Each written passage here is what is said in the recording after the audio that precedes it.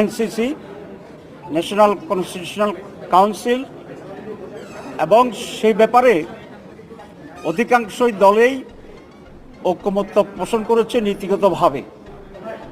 অন্যান্য module, structure, functional যে authority, এইসব বিষয়গুলো আলোচনা শেষ হয়নি। আগামীকাল এটির উপর আলোচনা হবে। আরেকটি পয়েন্টস আসছে এখানে প্রেসিডেন্ট নির্বাচনের ব্যাপারে।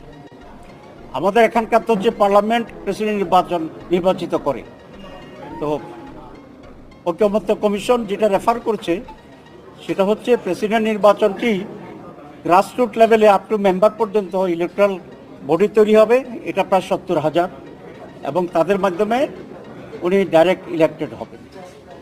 আমাদের এখানে মত হচ্ছে একটা টেকনিক্যাল ইস্যু, যদি লোকাল গভর্নমেন্ট ইলেকশন কেয়ারটেকার সরকারের অধীনে হয়, কারণ আমরা